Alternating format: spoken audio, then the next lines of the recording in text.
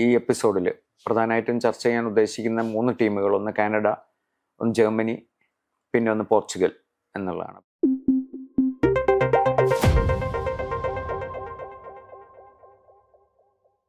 എല്ലാവരും സംശയം പ്രകടിപ്പിക്കുന്ന ഒരു സംഗതി, കാരണം കാനഡ ഒരു ഹോസ്റ്റാണ്. പക്ഷെ 1956 ശേഷം ഒന്നും അങ്ങനെ ഒരു പ്രത്യേകിച്ചുള്ള ഒരു ഇതൊന്നും നമുക്ക് പറയാൻ പറ്റില്ല. ഇപ്പൊ കോൺകാക്കാഫിലൊക്കെ ശരിക്കും ബ്രസീലിന്റെയും അമേരിക്കയുടെയും മോഡലാണെന്ന് തോന്നുന്നു അതിന്റെ പ്ലേസ്മെന്റ്. പക്ഷെ എന്നാൽ പോലും നമുക്ക് പുറത്തുള്ള ആൾക്കാർക്കൊക്കെ കാനഡനെ ഒരു ഫുട്ബോളിംഗ് നാഷൻ ആയിട്ടൊന്നും ആരും അങ്ങനെ കണക്കാക്കിയിട്ടില്ല.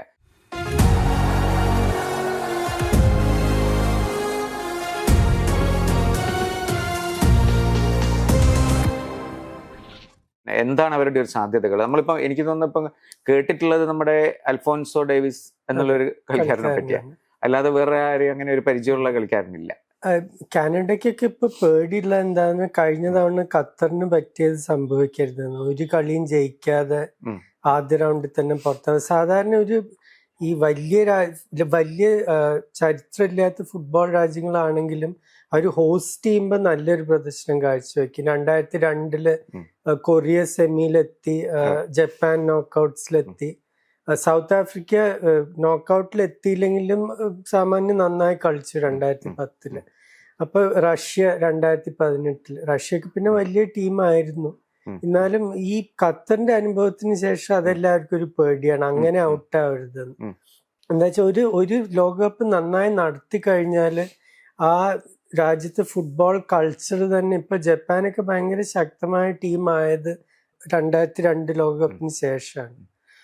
അവരുടെ സാധ്യത എന്ന് പറഞ്ഞാൽ ടഫായിട്ടുള്ളൊരു ഗ്രൂപ്പാണ്. കാനഡയുടെ കൂടെ 2 യൂറോപ്യൻ രാജ്യങ്ങളുണ്ട്, ബോസ്നിയയും ഹെർസഗോവിനയും മറ്റേ സ്വിറ്റ്സർലൻഡും. സ്വിറ്റ്സർലൻഡ് പിന്നെ ഖത്തർ. സ്വിറ്റ്സർലൻഡിനെ ആരും സംസാരിക്കാത്തൊരു ടീമാണ്, പക്ഷെ യൂറോപ്പിലത്തെ ഏറ്റവും മികച്ച ടീമുകളിൽ ഒന്നാണ്. വളരെ നല്ലൊരു കോച്ച്, മുറാറ്റാക്കിൻ മുമ്പത്തെ വളരെ ഗിഫ്റ്റഡ് ആയിട്ടുള്ള ഒരു പ്ലേ മേക്കർ ആയിരുന്നു. അവർക്ക് കുറെ എല്ലാ ടോപ്പ് യൂറോപ്യൻ ലീഗിൽ കളിക്കുന്ന കളിക്കാരുണ്ട്. ഒരു ടീമായിട്ട് കളിക്കുന്ന ഒരു സ്ക്വാഡാണ്. അപ്പൊ അവര് ഒരിക്കലും 94 USA കളിച്ചപ്പോഴൊരു സർപ്രൈസ് ടീമായിരുന്നു സ്വിറ്റ്സർലൻഡ്. അപ്പൊ അവര് വളരെ ശക്തമായ ടീമായിരിക്കും. ബോസ്നിയ ആണെങ്കിൽ ആൾക്കാർ കേട്ടിട്ടുണ്ടാവുന്ന ഒരു പേര് എഡിൻ ജെക്കോ ആണ്. കുറെ കാലം മാഞ്ചസ്റ്റർ സിറ്റി പിന്നെ റോമയ്ക്കൊക്കെ കളിച്ച്. ചെക്കോന് ഇപ്പൊ 40 വയസ്സ് കഴിഞ്ഞു. ക്രിസ്ത്യാനോനെ പോലെ വളരെ ചുരുക്കം കളിക്കാരാണ് ഈ പ്രായത്തിൽ ഇപ്പോഴും കളിക്കണത്. ബോസ്നിയക്കുള്ള ഗുണം എന്താന്ന് പറഞ്ഞാൽ ആ പണ്ടത്തെ യുഗോസ്ലാവിയയിലുള്ള എല്ലാ രാജ്യങ്ങളും അവർ വളരെ ടെക്നിക്കലി സ്കിൽഡ് കളിക്കാരാണ്. നമ്മൾ കേട്ടിട്ടില്ലെങ്കിലും എല്ലാവർക്കും നല്ല ഡ്രിബ്ലിങ്, പാസിങ്, ഇതൊക്കെ എല്ലാ കഴിവുള്ള കളിക്കാരാണ്. അപ്പൊ അവരും പിന്നെ ഇറ്റലിയെ തോൽപ്പിച്ചിട്ടാണ് അവർ വന്നിട്ടുള്ളത്. ഇറ്റലിയും വെയിൽസിനെ തോന്നുന്നു. അപ്പൊ അവരെ എഴുതി തള്ളാൻ പറ്റില്ല. ഖത്തറിലാണെങ്കിൽ ഇവിടെ വലിയ ഇൻട്രസ്റ്റ് ഉണ്ടാവാൻ പോണ ടീം ഒരു മലയാളി ടീമിലുണ്ട്. തഹസീൻ മുഹമ്മദ് അല്ല സ്ക്വാഡിലുണ്ട്, സെലക്ട് ചെയ്ത് കഴിഞ്ഞു. ദുഹേൽ ക്ലബിന് കളിക്കണം, ഇപ്പൊ ഖത്തറിനും കളിക്കാൻ തുടങ്ങിയിട്ടുണ്ട്. അപ്പൊ അത് വളരെ ടഫായിട്ടുള്ളൊരു ഗ്രൂപ്പാണ്. ഖത്തറിന് അവരുടെ ഭാഗത്തുനിന്ന് നല്ല വാശി ഉണ്ടാവും. കഴിഞ്ഞ പ്രാവശ്യത്തെ ആ പ്രദർശനത്തിന് ശേഷം അവർ 2 തവണ അടുപ്പിച്ച് ഏഷ്യൻ ചാമ്പ്യന്മാരാണ്. അപ്പൊ ആ ഒരു വാശിയോടുകൂടി അവരും കളിക്കും. അപ്പൊ ഈ അൽഫോൺസോ ഡേവിസും മോയിസ് ബൊംബിറ്റോ 2 പ്രധാനപ്പെട്ട കളിക്കാർ. ഒരാള് ലെഫ്റ്റ് ബാക്ക്, മറ്റേ സെന്റർ ബാക്ക്. 2 പേരുടെയും ഫിറ്റ്നസിനെ പറ്റിയും വലിയ ചോദ്യങ്ങളുണ്ട്. ഫുള്ളി ഫിറ്റ് അല്ല. പിന്നെ അവരുടെ പ്രധാനപ്പെട്ട ഒരു കളിക്കാരൻ റൈറ്റ് വിങ്ങർ ബ്യുക്കാനൻ ആണ്. ഇവര് 3 പേരും നന്നായി കളിച്ചാലേ കാനഡയ്ക്ക് മുന്നോട്ട് പോകാൻ പറ്റുള്ളൂ. പക്ഷെ ആ ഗ്രൂപ്പിന്ന് മുന്നോട്ട് പോകാൻ വലിയ പ്രയാസമാണ്. അതിനകത്തുള്ള മറ്റേ ഇപ്പം ബോസ്നിയയുടെ ഇതൊക്കെ പറയുകയാണെങ്കിൽ അവർക്കല്ലേ കുറച്ചും കൂടി സാധ്യത ഉള്ളത്? ഏറ്റവും സാധ്യതയുള്ള സ്വിറ്റ്സർലൻഡിനാണ്. പിന്നീടുള്ള സ്ലോട്ട് ശരിക്കും ഒരു ലോട്ടറി പോലെ ആയിരിക്കും. ഓരോ ദിവസത്തെ ഏത് ടീം നന്നായി കളിക്കും. ഖത്തറിന് വരെ മുന്നേറാൻ സാധ്യതയുണ്ട്. എന്താ വെച്ചാൽ 8 തേർഡ് പ്ലേസ് ടീംസ് അടുത്ത റൗണ്ടിൽ എത്തുമല്ലോ.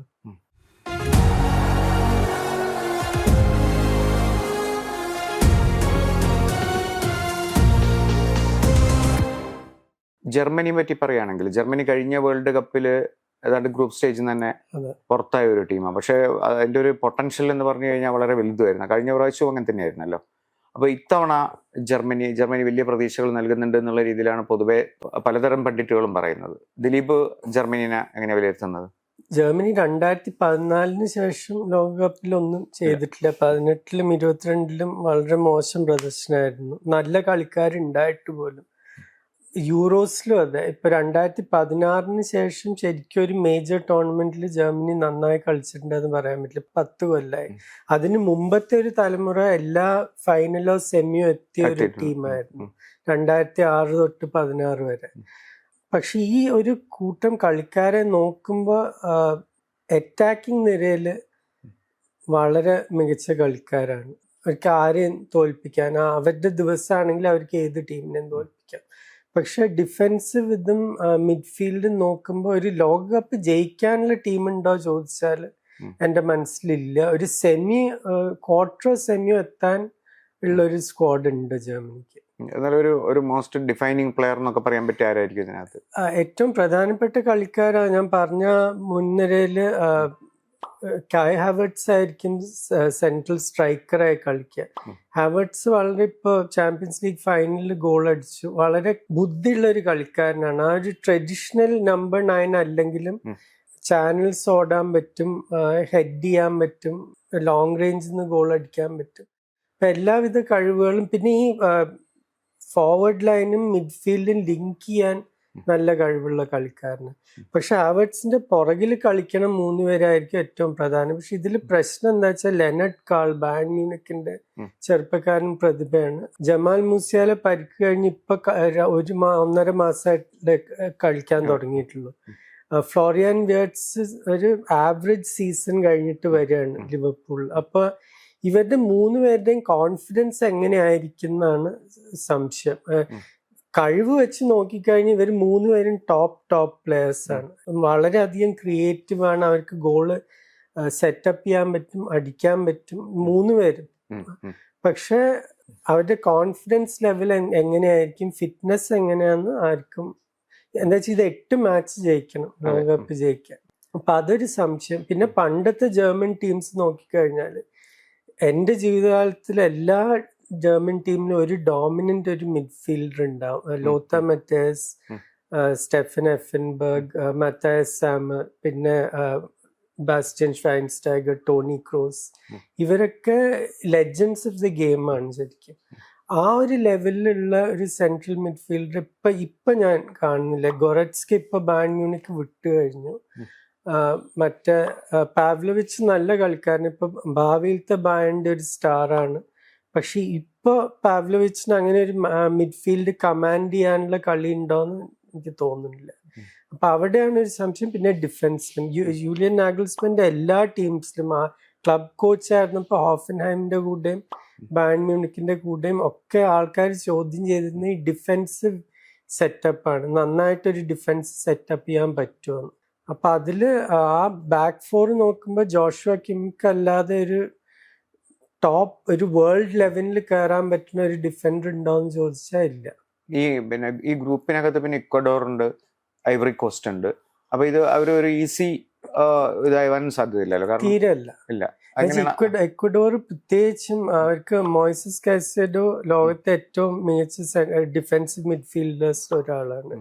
വില്യൻ പാച്ചോ ഇപ്പൊ PSG കൂടെ ചാമ്പ്യൻസ് ലീഗ് ജയിച്ചു, സെന്റർ ബാക്ക്. ഇൻകാപ്പിയെ ആർസണലിന് വേണ്ടി ഫൈനലിൽ കളിച്ചു. അവരുടെ ഡിഫൻസ് 5 ഗോളാണ് വഴങ്ങിയത് ക്വാളിഫയിങ് ക്യാമ്പയിനിൽ. 18 കളിയിൽ 5 ഗോള്. അത്രയും നല്ല ഡിഫൻസ് ആണ്. പക്ഷെ എക്വഡോറിനുള്ള പ്രശ്നം എന്ന് വെച്ചാൽ അവർക്ക് ഗോൾ അടിക്കാൻ അറിയില്ല. ഈ 18 മാച്ചിൽ 14 ഗോളേ അടിച്ചു. അവിടെയാണ് അവരുടെ പ്രശ്നം വരാൻ പോകുന്നത്. അവരെ തോൽപ്പിക്കാൻ വലിയ ബുദ്ധിമുട്ടായിരിക്കും. പിന്നെ ഐവറി കോസ്റ്റ് എടുത്തു കഴിഞ്ഞാൽ ആഫ്രിക്കൻ ടീംസ് എപ്പോഴും ഡേഞ്ചറസ്. പ്രത്യേകിച്ച് ഇപ്പൊ ഈ ലോകകപ്പിൽ അത് എക്സ്ട്രാ ഡേഞ്ചറസ് ആയിരിക്കും. എന്താ വെച്ചാൽ ഇപ്പൊ അധിക പേർക്കും ലോക്കൽ കോച്ചസ് ആണ്. അപ്പൊ അവരുടെ പണ്ട് കാമറൂണിന് നൈജീരിയക്ക് കളിച്ചിരുന്ന പോലെ അവരുടെ ശൈലിയിൽ കളിക്കും കുറേയും കൂടി. ആ യൂറോപ്യൻ ഇത് മാത്രം കളിക്കുന്നതിന് പകരം കുറച്ച് അവരുടെ ഒരു ഇൻഡിവിജ്വാലിറ്റി ഒക്കെ വെച്ച്. പിന്നെ ഐവറി കോസ്റ്റിന് ഗ്യാൻ ഡിയമാൻഡെ എന്ന് പറഞ്ഞൊരു വിങ്ങർ ഉണ്ട്. ഇപ്പൊ യൂറോപ്പിലത്തെ എല്ലാ ലിവർപൂൾ, മറ്റേ PSG എല്ലാ ക്ലബുകളും ഇവന്റെ പുറകിലാണ്. ഇപ്പൊ ലൈപ്സിഗിലാണ് ജർമ്മനിയില്. അപ്പൊ അങ്ങനത്തെ പ്രതിഭകളും ഉണ്ട്. നിക്ലസ് പെപ്പെ ഇപ്പൊ തിരിച്ച് ടീമിൽ വന്നിട്ടുണ്ട്. അപ്പൊ എങ്ങനെ നോക്കിയാലും ഐവറി കോസ്റ്റ് നല്ല ടീമായിരിക്കും.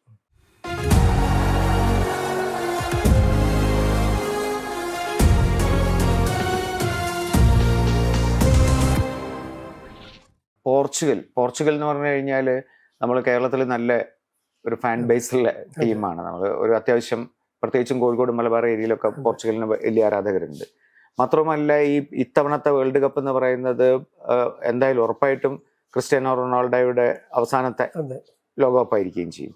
അപ്പം അതുകൊണ്ട് തന്നെ അതിനൊരു പ്രത്യേക ഒരു പരിഗണന കിട്ടുമല്ലോ നമ്മുടെ കാണികളുടെ ഇടയിൽ. പിന്നെ മാത്രമല്ല ഇപ്പം ബെർണാർഡോ സിൽവയും ബ്രൂണോ ഫെർണാണ്ടസും ഒക്കെയുള്ള വലിയ പുതിയ താരങ്ങൾ, അതുപോലെ തന്നെ വരുന്ന പുതിയ താരങ്ങളും ഉണ്ട്. പോർച്ചുഗലിന്റെ ഇപ്രാവശ്യത്തെ ഒരു വിധി എന്തായിരിക്കും ദിലീപ് പറയുമ്പോൾ? എൻ്റെ അഭിപ്രായത്തിൽ ജയിക്കാൻ സാധ്യതയുള്ള ഒരു ടീം പോർച്ചുഗലാണ്. ആ ടീം ഏത് പൊസിഷൻ എടുത്ത് നോക്കിയാലും അവർക്ക് ഒന്നല്ല പല പൊസിഷനിൽ 2-3 ഓപ്ഷനൊക്കെയാണല്ലോ. ഇപ്പൊ റൈറ്റ് ബാക്ക് എടുത്തു കഴിഞ്ഞാൽ മാഞ്ചസ്റ്റർ യുണൈറ്റഡിന്റെ ഡിയേഗോ ഡാലോ നല്ല സീസൺ ആയിരുന്നു. മത്തായസ് ന്യൂനസ് സിറ്റിക്ക് വേണ്ടി, ജാവോ കാൻസലോ സൗദിയിൽ നിന്ന് തിരിച്ചു വന്ന് ബാഴ്സലോണയിൽ. ഈ 3 ഓപ്ഷൻസ് ഉണ്ട്. പിന്നെ നെൽസൺ സെമേഡോ സ്ക്വാഡിലുണ്ട് തോന്നുന്നു. അപ്പൊ അങ്ങനത്തെ ഒരു സ്ക്വാഡാണ്. ഒരു സെന്റർ ബാക്കിൽ അതേപോലെ Reuben Diaz, Gonzalo Inacio, Antonio Silva, അങ്ങനെ പല ഓപ്ഷൻസും ഉണ്ട്. ലെഫ്റ്റ് ബാക്ക് ലോകത്തെ ഏറ്റവും മികച്ച ലെഫ്റ്റ് ബാക്കാണ് ന്യൂനോ മെൻഡസ്. പിന്നെ ആ മിഡ്ഫീൽഡർ, സിറ്റിംഗ് മിഡ്ഫീൽഡ്, അവർ മിക്കവാറും 2 സെൻട്രൽ മിഡ്ഫീൽഡേഴ്സ് വെച്ചായിരിക്കും പോകുക. അത് വിറ്റീനിയം, ജാവോ നെവസും ഇപ്പൊ PSG കൂടെ ചാമ്പ്യൻസ് ലീഗ് നേടിയ ജോഡിയാണ്. പിന്നെ മുന്നോട്ട് നോക്കിക്കഴിഞ്ഞാൽ ബ്രൂണോ അറ്റാക്കിംഗ് മിഡ്ഫീൽഡറായിട്ട്, ഒരു സൈഡില് ബെർണാർഡോ സിൽവ, മറ്റേ സൈഡിൽ ഒന്നുമില്ലെങ്കിൽ ഇപ്പൊ മിലാൻ വിടാൻ പോണ റാഫേൽ ലിയാവ് അല്ലെങ്കിൽ പെഡ്രോ നെറ്റോ ചെൽസിയുടെ. പിന്നെ സെന്റർ ഫോർവേഡ് ആരാന്ന് പറയേണ്ട ആവശ്യമില്ല. പക്ഷെ അവിടെയും അവർക്ക് എത്രയോ ബാക്കപ്പ് ഉണ്ട്. ഇപ്പൊ ജാവോ ഫിലിക്സ് ബെഞ്ചില്, ഗോൺസാലോ റാമോസ് ഇപ്പൊ PSG കൂടെ ചാമ്പ്യൻസ് ലീഗ് ജയിച്ചു, കോൺസെസ വിങ്ങില്. അപ്പൊ അനേക ഓപ്ഷൻസ് ഉള്ള ഒരു ടീമാണ്. അതും ഇവരൊക്കെ ടോപ്പ് ക്ലബ്സിന് കളിച്ചുകൊണ്ട് അവർക്ക് ഈ വലിയ കളികളിൽ കളിച്ച പരിചയമുണ്ട്. നമ്മൾ പൊതുവെ പോർച്ചുഗൽ എപ്പോഴും ഒരു മോശമല്ലാത്ത ടീമായിട്ടാണല്ലോ വരുന്നത്. പക്ഷെ ഇപ്രാവശ്യത്തെ ഒരു complete team, most complete team എന്ന് പറയുന്നുണ്ട്. അത് എന്തുകൊണ്ട് അങ്ങനെ? ഇപ്പൊ 2016 പോർച്ചുഗൽ യൂറോ ജയിച്ചു. അത് പക്ഷെ എൻ്റെ അഭിപ്രായത്തിൽ തീരെ അർഹിക്കാതെ ഒരു മേജർ ടൂർണമെന്റ് ജയിച്ചിട്ടുള്ള ഒരു ടീം പോർച്ചുഗീസ് ടീമായിരുന്നു. വളരെ മോശം ഫുട്ബോൾ കളിച്ചിട്ട് അവർ ജയിച്ചു. ഒരു ക്രിയേറ്റിവിറ്റി ഒന്നും ഇല്ലാതെ ഗ്രൂപ്പ് ഗെയിംസ് മുഴുവൻ ഡ്രോ ആക്കി, പിന്നെ എങ്ങനെയൊക്കെ തട്ടിമുട്ടി ഫൈനൽ വരെ എത്തി. അതൊരു എക്സ്ട്രാ ടൈമിൽ ഒരു ഗോള് ലോങ് റേഞ്ചിൽ നിന്ന് അടിച്ച് ജയിച്ച ഒരു ടീം.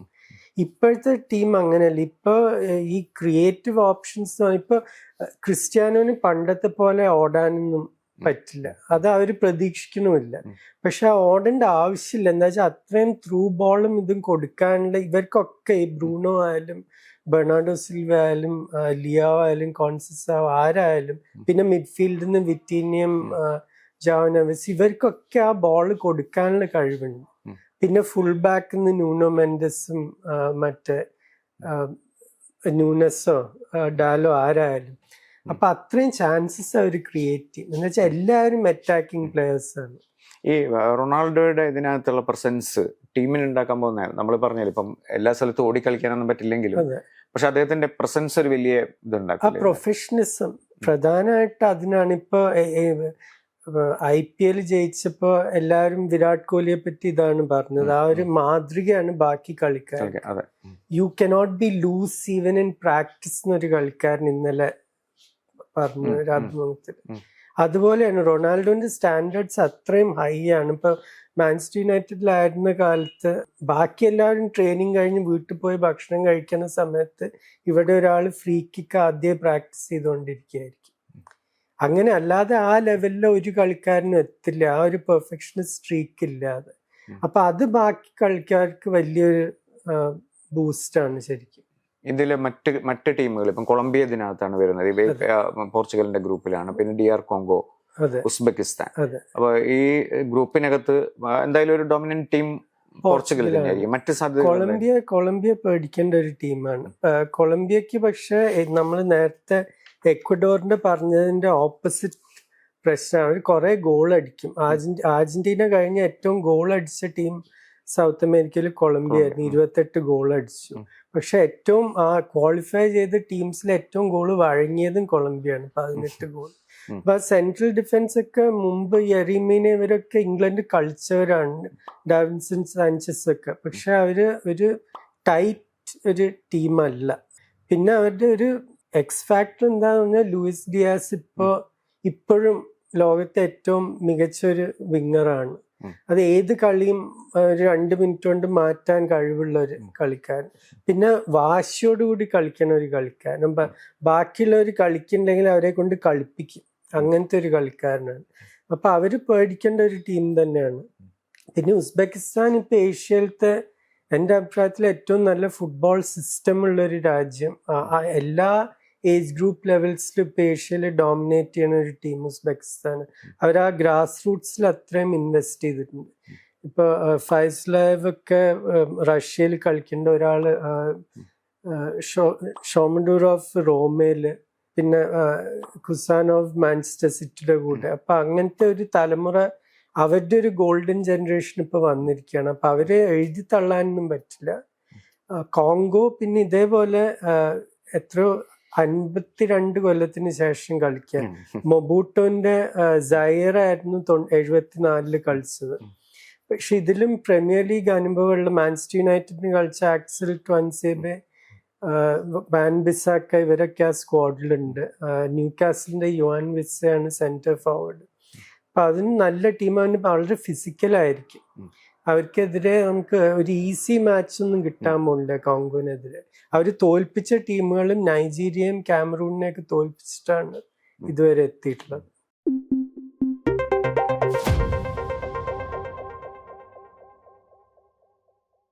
ഈ വെസ്റ്റ് ജർമ്മനിയെ പറ്റി നമ്മൾ പറഞ്ഞപ്പം അതിലൊരു എക്കാലത്തെയും മികച്ച കളിക്കാരനാണ് ലോദർ മെത്തേയോസ്. അപ്പോൾ അദ്ദേഹത്തിന്റെ ഒരു ഗോൾ യുഗോസ്ലാവക്കെതിരെയുള്ള, അതിൽ ഇപ്പോഴും പറയുന്ന ഒരു ഏറ്റവും പ്രധാനപ്പെട്ട പ്രിയപ്പെട്ട ഗോൾ എന്ന് പറയാറുണ്ട്. അതെന്താണ് അതിന്റെ പ്രത്യേകത? എന്താണ് അതിന്റെ പ്രത്യേകത? എന്താണെന്ന് 1990 ലോകകപ്പിൽ വെസ്റ്റ് ജർമ്മനി എത്തുമ്പോൾ അത് വലിയ വാശിയോടുകൂടി അവർ എത്തുന്നത്. എന്താ വെച്ചാൽ 82-ലും 86-ലും ലോകകപ്പ് ഫൈനലിൽ തോൽക്കണം. ആദ്യം ഇറ്റലിയോട്, പിന്നെ അർജന്റീനയോട്. 88-ൽ അവരുടെ യൂറോസിൽ വെച്ച് സെമിയില് റൂഡുള്ളറ്റിന്റെ നെതർലൻഡ്സിനോട് തോൽക്കണം. അപ്പൊ ഇത് ജയിക്കാൻ പറ്റാത്തൊരു ടീം എന്നുള്ള ഒരു ലേബല് വന്നിട്ടുണ്ടായിരുന്നു അവരുടെ കാണികൾക്കിടയിൽ. ഇറ്റലിയിൽ എത്തുമ്പോൾ ആ ടീം, അവരുടെ ഗ്രൂപ്പ് ആണെങ്കിൽ വളരെ ടഫായിട്ടുള്ള ഗ്രൂപ്പ്. UAE ഒഴിച്ച് മറ്റേ യുഗോസ്ലാവിയ ആ കാലത്ത് ഏറ്റവും ടാലന്റ് ഉള്ള കളിക്കാരുള്ള ടീമായിരുന്നു. പിന്നീട് അത് യുദ്ധം കാരണം 6 രാജ്യങ്ങളായാലും അതിനു മുമ്പ് ഇത്രയും ഒരു collection of talent, our Under-20 ലോകകപ്പ് ഒക്കെ ജയിച്ച ടീമാണ്. അപ്പൊ ആ യുഗോസ്ലാവിയയും പിന്നെ കൊളംബിയ അപ്പോഴേക്കും ഒരു സൂപ്പർ ടീമായി മാറിയിട്ടുണ്ടായിരുന്നു, കാർലോസ് വാൽഡറാമ അങ്ങനത്തെ കളിക്കാരൊക്കെ ആയിട്ട്. അപ്പൊ ആ ഗ്രൂപ്പിൽ തുടങ്ങുമ്പോൾ ഒരു സ്റ്റേറ്റ്മെന്റ്, ഒരു ഇത് വേണം ശരിക്കും. അത് ആദ്യത്തെ കളിയാണെങ്കിൽ ഈ യുഗോസ്ലാവിയ ആയിട്ടാണ്. അപ്പൊ അത് 2 ടീമിനും ഒരു പ്രധാനപ്പെട്ട മാച്ചായിരുന്നു. അപ്പൊ ആ കളിയിൽ ആദ്യത്തെ ഗോള് മെത്തേഴ്സിനാണ്, ഒരു ലെഫ്റ്റ് ഫുട്ട് ഷോട്ട് കോർണറിലേക്ക്.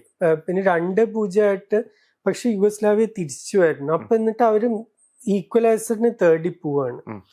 ജർമ്മനിയുടെ ഹാഫിന്ന് ബോള് യുഗോസ്ലാവിയുടെ അടുത്തുനിന്ന് തട്ടിയെടുത്തിട്ട് ആഗൻതാലർ ഒരു പാസ് കൊടുക്കുമ്പോൾ മെത്തേഴ്സ് അവരുടെ ഹാഫിൽ പകുതി ആ സെന്റർ സർക്കിളിലൊന്നും എത്തിയിട്ടില്ല, അതിലും ബാക്കിലാണ്. അവിടുന്നാണ് ഓട്ടം തുടങ്ങുന്നത്. ബോള് കിട്ടിക്കഴിഞ്ഞ ഒരു മെർസിഡീസ് 5th ഗിയർ പോണ പോലെയായിരുന്നു ശരിക്കും. അങ്ങനെ പോകുമ്പോ ഈ വളരെ അനുഭവമുള്ള സ്വീപ്പറാണ് യുഗോസ്ലാവിയക്ക് സൂക്ഷിച്ച് തീരുമാനിക്കണം ഇത് മുന്നോട്ട് വന്ന് തടുക്കണോ അതോ അവിടെ തന്നെ നിൽക്കണോ. അപ്പൊ മുന്നോട്ട് വരാൻ തീരുമാനിച്ചു. ഈസി ആയിട്ടാണ് കട്ട് ചെയ്ത് മുന്നോട്ട് പോയി. അപ്പോഴേക്കും ഇവിടെ ക്ലിൻസ്മന്റെ ഓട്ടം മറ്റവരുടെ വേറെ ആരോ റൂഡി വോൾഡർ അല്ല, വേറെ ആരോ ഈ സൈഡിലേക്ക്. അപ്പൊ 2 ഡിഫൻഡേഴ്സും അങ്ങോട്ട് പോയി, ചെറിയൊരു ഗ്യാപ്പ് വന്നു. ലോങ് റേഞ്ചിൽ നിന്ന് 26 മീറ്ററിൽ നിന്നാണ് ഷോട്ട് അടിക്കേണ്ടത്. പക്ഷെ കീപ്പർക്ക് ശരിക്കും നീങ്ങാനും പോലും സമയം കിട്ടുന്നില്ല. അങ്ങനത്തെ ഒരു ബുള്ളറ്റ് പോലത്തെ ഒരു ഷോട്ടായിരുന്നു. ആ ഗോള് കളി അവര് 4-1 ജയിച്ചു. പക്ഷെ ആ ഒരൊറ്റ കളിയിൽ നിന്ന് എല്ലാവർക്കും മനസ്സിലായി ഈ വെസ്റ്റ് ജർമ്മനി ടീമിനെ ശരിക്കും പേടിക്കേണ്ട ഒരു ടീമാണ്.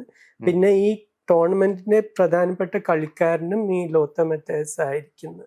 അതൊരു സ്റ്റേറ്റ്മെന്റ് ആയിരുന്നു ശരിക്കും ആ ഗോൾ. അതില് വെസ്റ്റ് ജർമ്മനി തന്നെയല്ലേ കപ്പടിക്കുന്നത്? അതെ. പിന്നെ അതുപോലെ തന്നെ ബാലൻ ഡോർ ഒക്കെ പിന്നെ കിട്ടുന്നതും അതിലെ പ്ലെയർ ഓഫ് ദ ടൂർണമെന്റ് ആയിട്ട് ഇതാകുന്ന മത്തയസ് ആണ്. അതെ, അതില് ഏറ്റവും തമാശ എന്താണെന്ന് ഈ ലോകകപ്പിന്റെ പ്രാധാന്യം എന്താണെന്ന് പലരും ചോദിക്കും. എന്താണ് ഇത് ഇത്രയും ഇതില് പെർഫോം ചെയ്തില്ലെങ്കിലും പലരും നിങ്ങളെ ഓർമ്മിക്കില്ല. ഇപ്പൊ ലോത്തർ മത്തയസിന്റെ ഒക്കെ പേര് ഇപ്പൊ ഏതൊരു ഫുട്ബോൾ ഫാനിനും അറിയാം. ഇപ്പൊ അവരുടെ കളി കണ്ടിട്ടില്ലെങ്കിലും ചരിത്രത്തിന്റെ ഒരു ഭാഗമാണ്. ആ കാലത്തെ ഏറ്റവും മികച്ച ജർമ്മൻ കളിക്കാരൻ പോലും ആയിരുന്നില്ല ലോത്തർ മത്തയസ്. ഇപ്പൊ ഒരു ഫുട്ബോൾ സ്നേഹിയോട് നിങ്ങൾ ചോദിച്ച 1980-കളിലെ ഏറ്റവും മികച്ച ജർമ്മൻ കളിക്കാരായിരുന്നു ബേൺ ഷുസ്റ്റർ. ബാഴ്സലോണയ്ക്കും റയലിനും രണ്ടുപേർക്കും കളിച്ചു. ജർമ്മനിക്ക് കളിച്ചില്ല, കോച്ചായിട്ട് തെറ്റി 1982 പിന്നെ ഒരിക്കലും 84 ഒരു കളിയായിട്ട് കളിച്ചു. അതിനുശേഷം കളിച്ചിട്ടേ ഇല്ല. നാഷണൽ ടീമിന് ആകെ 21 കളിയാണ് കളിച്ച്. ഭയങ്കര ഈഗോ ഉള്ള ഒരു മനുഷ്യനായിരുന്നു. അപ്പൊ കോച്ചും ബാക്കി കളിക്കാരുമായിട്ടും തെറ്റി, പോൾ ബ്രൈറ്റ്നറൊക്കെ ആയിട്ട് തെറ്റി. ഈ ഷുസ്റ്ററുടെ ഗ്യാപ്പാണ് ശരിക്കും. മറ്റേസ് ആദ്യം തുടങ്ങിയത് ഡിഫെൻസീവ് മിഡ്ഫീൽഡർ ആയിട്ടാണ്. ഷുസ്റ്റർ പോകുമ്പോഴാണ് കുറെ ആ പൊസിഷനൊക്കെ മാറി കുറച്ചും കൂടി ഒരു ഓൾറൗണ്ട് കളിക്കാരനായിട്ട് ജർമ്മനിക്ക് കളിക്കാൻ തുടങ്ങി. അതും കൂടി ഒരു കഥയാണ് ശരിക്കും.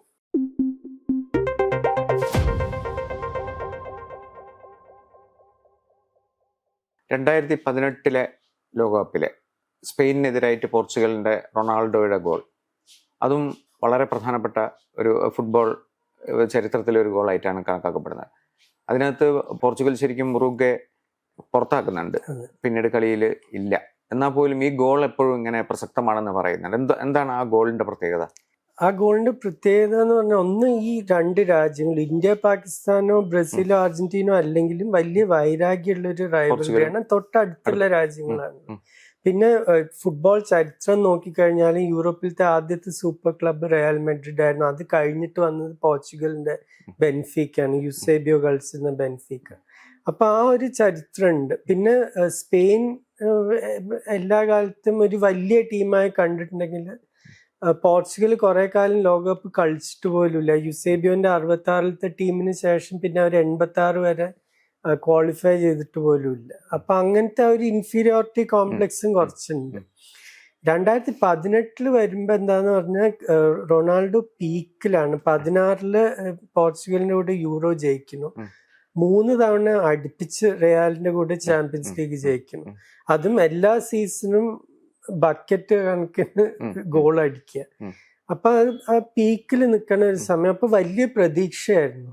അതും ഈ ആദ്യ റൗണ്ടിൽ തന്നെ ഈ രണ്ട് ടീംസും ഏറ്റുമുട്ടുമ്പോ, അത് സാധാരണ ലോകകപ്പിന്റെ ആദ്യ റൗണ്ടിൽ ഇത്രയും വലിയ രണ്ട് ടീംസ് ഒരു ഗ്രൂപ്പിൽ കാണാറില്ല നമ്മൾ. അപ്പൊ അങ്ങനത്തെ ഒരു കളി വന്നപ്പോ അതും കളി ഒരു ക്ലാസിക് ആയിരുന്നു. ആ 4ാമത്തെ മിനിറ്റിൽ പെനൽറ്റി, നാച്ചോ ഒരു പെനൽറ്റി കൊടുക്കുന്നു, അത് റൊണാൾഡോ അടിക്കുന്നു. തിരിച്ച് ഡിയോഗോ കോസ്റ്റ പിന്തിരിപ്പിന്റെ ഉസ്താദാണ്. ബ്രസീലിൽ ജനിച്ചു, പക്ഷെ സ്പെയിനിന് കളിക്കുന്നു. ഡിയോഗോ കോസ്റ്റ ഫീൽഡിൽ ഇറങ്ങിക്കഴിഞ്ഞാൽ ടെമ്പറേച്ചർ 20 ഡിഗ്രി കൂടും. അപ്പൊ എല്ലാവരും ഇതാക്കും. അപ്പൊ അങ്ങനത്തെ ഒരു നിഗ്ലി ഒരു കളിയും കൂടിയായിരുന്നു. പിന്നെ റൊണാൾഡോ ആദ്യ പോർച്ചുഗലിന് ലീഡ് കൊടുക്കുന്നു, ഇവര് ആദ്യ കോസ്റ്റ് ഈക്വലൈസ് ചെയ്യുന്നു. പിന്നെ പെനൽറ്റി കൊടുത്ത നാച്ചോ സ്പെയിനിന് ലീഡ് കൊടുക്കുന്നു. 87ാമത്തെ മിനിറ്റിൽ സ്പെയിൻ 3-2 ലീഡ് ചെയ്യുക. അപ്പോഴാണ് ഫ്രീ കിക്ക് കിട്ടുന്നത്. അപ്പൊ ആ പ്രഷർ നിങ്ങൾക്കൊന്ന് ആലോചിക്കാം. ഇത് വലിയ എതിരാളികൾക്കെതിരെയാണ് ലോകകപ്പിലത്തെ ആദ്യത്തെ കളി. അപ്പൊ ഒരു നേരത്തെ മറ്റേഴ്സിന്റെ കാര്യം പറഞ്ഞ പോലെ ഒരു സ്റ്റേറ്റ്മെന്റ് കൊടുക്കാനുള്ള ഒരു സമയം കൂടിയാണ്. അപ്പോഴാണ് ഇത് വലിയ ദൂരത്തുനിന്ന് 30 മീറ്റർ പുറത്തുനിന്നാണ്. അതും അത്രയും പെർഫെക്റ്റ് ആയിട്ട് കേളോട് കൂടി ബോള്. പണ്ട് സീക്കോ സ്കോട്ട്ലൻഡിന്റെ കൂടെ ഉള്ള കളിയിൽ ചെയ്തിട്ടുണ്ട് 82-ൽ. അത് പക്ഷെ കുറച്ചും കൂടി ബോക്സിന്റെ കുറച്ചും കൂടി അടുത്തായിരുന്നു. ഇത് പവറും പേസ് കേൾ എല്ലാം കൂടി ചേർന്ന ഒരു കിക്കാണ്. കീപ്പർക്ക് ഒന്നും ചെയ്യാൻ പറ്റില്ല. എന്താ വെച്ചാൽ ബോൾ തുടങ്ങുന്നത് പോസ്റ്റിന്റെ പുറത്തുനിന്ന് എത്തുന്നത് പോസ്റ്റിന്റെ കുറെ ഉള്ളിലേക്ക്. അപ്പൊ അത്രയും കേൾ ചെയ്തിട്ടുണ്ട്. അത് ആ സാഹചര്യം കാരണമാണ് അത്രയും മഹത്തായ ഒരു ഗോൾ ആവുന്നത്. ആ പ്രഷറും ആ 87ാമത്തെ മിനിറ്റും ഒക്കെ കൂടി വരും. ഹാട്രിക്കും ഒരു വലിയൊരു കളിയില് വലിയ ടീമിനെതിരെ ഹാട്രിക് എടുക്കുക. പക്ഷെ അതില് പിന്നെ പോർച്ചുഗലിന്റെ ഒരു വിധി വളരെ മോശമായി മാറാനുള്ള കാരണം എന്താ? കാരണം അവസാനം വരെ എത്താൻ പറ്റിയില്ല. ഈ റൊണാൾഡോന്റെ ഫോം വെച്ചിട്ട് പോലും മോശമാവാൻ കാരണം എന്ന് പറഞ്ഞാൽ ഇപ്പോഴത്തെ പോലത്തെ ഒരു ഓൾറൗണ്ട് ടീമില്ല. ഒരു കാലത്ത് വലിയ താരങ്ങളാവെന്ന് വിചാരിച്ച് പല പോർച്ചുഗീസ് കളിക്കാരും ആ ഒരു ലെവലിൽ എത്തിയില്ല. ഇപ്പൊ പ്രത്യേകിച്ച് ആ ഒരു തലമുറയിൽ റൊണാൾഡോ സാnchez, വില്യം കാവാലി ഇവരൊന്നും അവർ വിചാരിച്ചൊരു ലെവലിൽ എത്താൻ പറ്റിയിട്ടില്ല. അപ്പൊ റൊണാൾഡോന് ഇപ്പൊ ഉള്ള ഒരു സപ്പോർട്ട് കാസ്റ്റ് അപ്പൊ ശരിക്കും ഉണ്ടായിരുന്നില്ല. അതുകൊണ്ട് തന്നെ ഒരു ഉറുഗ്വേയോട് 2ാം റൗണ്ടിൽ തോൽക്കുന്നു. സ്പെയിനും തോറ്റു. സ്പെയിൻ റഷ്യയോട് പെനൽറ്റി ഷൂട്ട് ഔട്ടിൽ പുറത്തായി. രണ്ടുപേരും ക്വാർട്ടർ എത്തിയില്ല.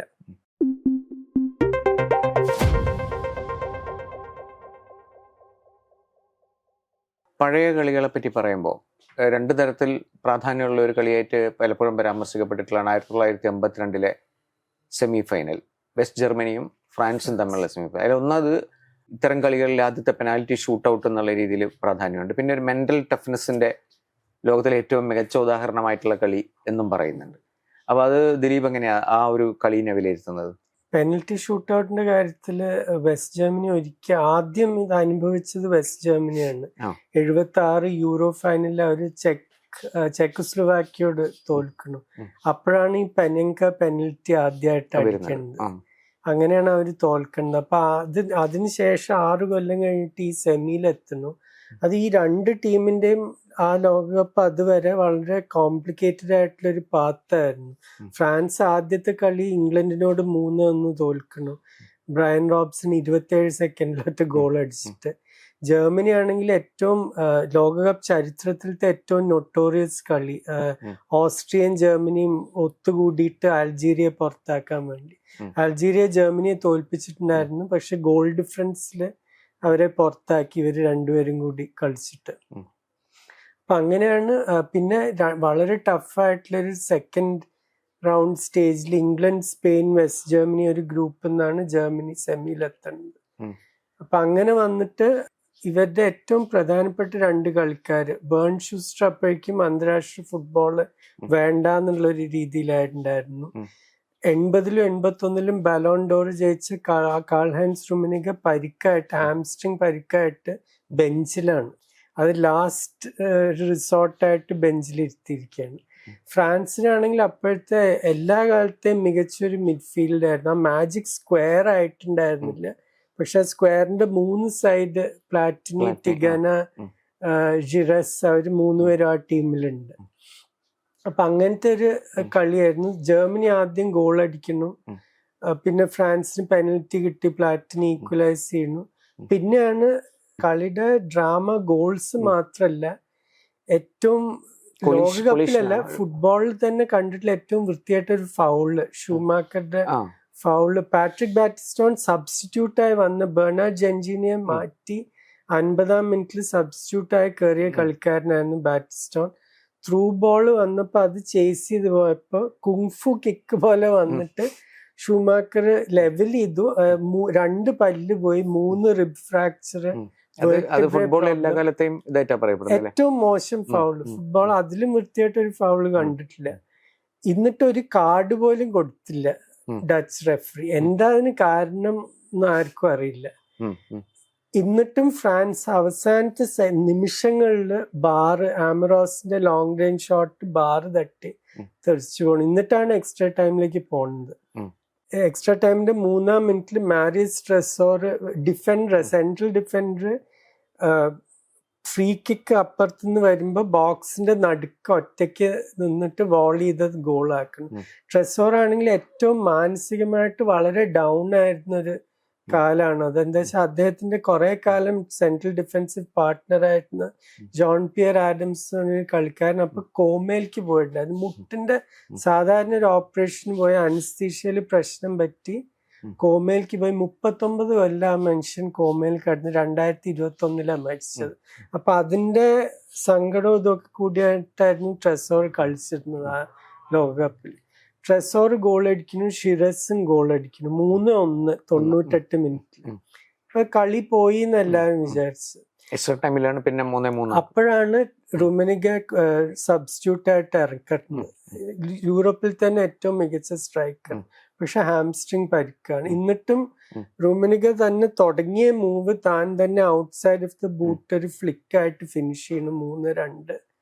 പിന്നെ ഒരു ബൈസിക്കിൾ കിക്കില് ഈക്വലൈസ് ചെയ്യുന്നു ക്ലൗസ് ഫിഷർ രണ്ടാം പകുതി, എക്സ്ട്രാ ടൈമില് രണ്ടാം പകുതി. എന്നിട്ടാണ് ഷൂട്ട് ഔട്ട് പോകുന്നത്.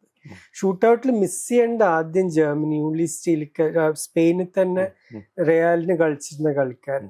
പക്ഷെ പിന്നീട് ഡിഡിയെ സിക്സ് എന്ന് പറഞ്ഞ മിഡ്ഫീൽഡർ മിസ് ചെയ്യുന്നു, ബോസിന്റെ ഇത് സേവ് ചെയ്യുകയും ചെയ്യുന്നു. ഷൂമാക്കർ രണ്ടും സേവ് ചെയ്തു.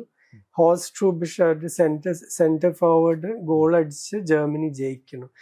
എന്നിട്ടാണ് ഈ ജർമ്മനിയെ തോൽപ്പിക്കാൻ പറ്റില്ല എന്നുള്ള ഒരു ഇതും കൂടി വരുന്നത്. ഈ 3-1 തിരിച്ചു വന്നിട്ട് 90-ല് ഇംഗ്ലണ്ട് ഇതേപോലെ ഷൂട്ട് ഔട്ടിൽ തോറ്റതിന് ശേഷം ഗാരി ലിനിക്കർ പറഞ്ഞു, ഈ ഫുട്ബോൾ എന്ന് പറഞ്ഞ കളി 22 ആളൊരു പന്തിന്റെ പുറകെ ഓടുന്നു, 90 മിനിറ്റ് കഴിയുമ്പോൾ ജർമ്മനി ജയിക്കും. അങ്ങനത്തെ ഒരു കളി. അത് ഈ മെന്റൽ ടഫ്നെസിന്റെ ഇതിനെ പറ്റി പറഞ്ഞത്.